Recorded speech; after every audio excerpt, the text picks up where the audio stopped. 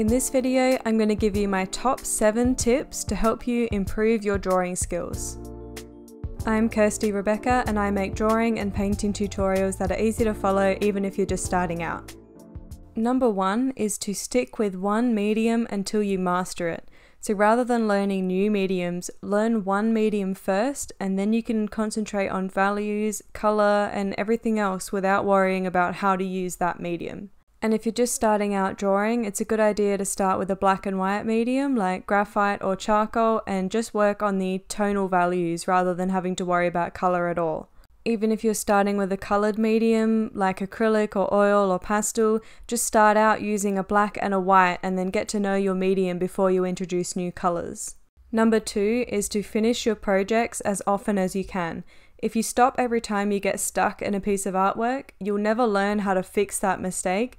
So when you come across that mistake in a future project, you won't know how to fix that mistake and you'll be stuck in this rut where you were doing the same thing over and over again and you'll stop every time you get to this problem.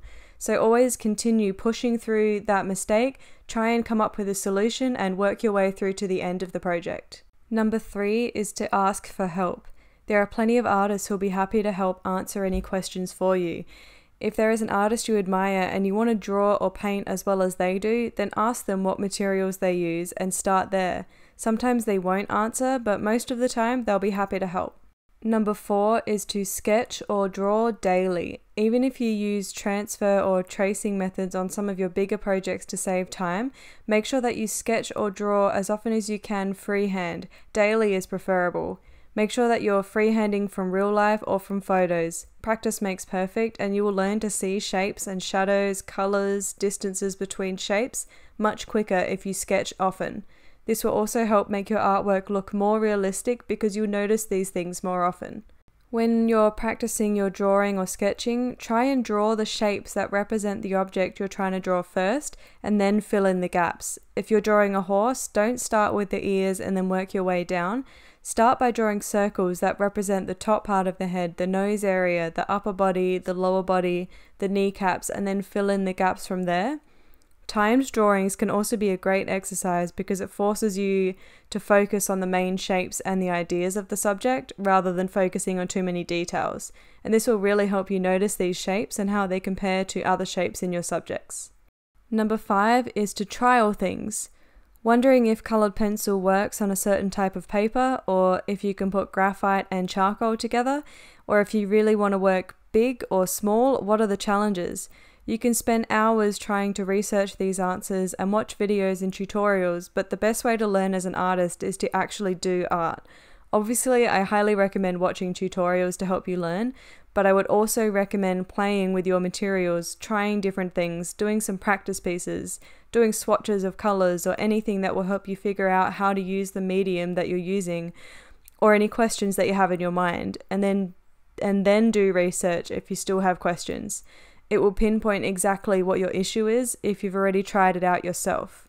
Usually you won't be able to watch hundreds of tutorials and then go straight into a new medium and have it turn out perfectly.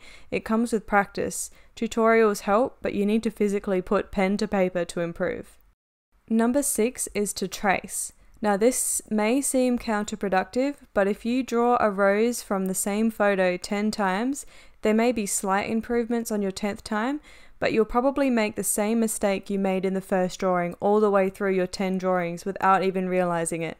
If you draw the rose once and then trace it 10 times and then freehand it again, I guarantee that it will look way better than your first rose because tracing forces you to see the lines and the shapes that you may have dismissed or over-exaggerated previously.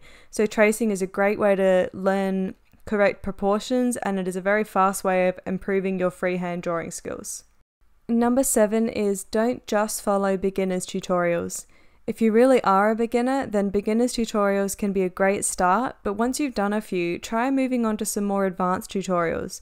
You may be a beginner and it may be easy to stay within the beginners tutorials, but if you challenge yourself and follow a tutorial that is a bit harder, your work may not look like the teacher's, but it will definitely be better than what you completed by following a beginner's tutorial every time. You will learn a lot more when you challenge yourself because you'll push through those sticking points. I've created a playlist on the screen with some other interesting art topics that I thought you might enjoy, so click on that and I'll see you over there.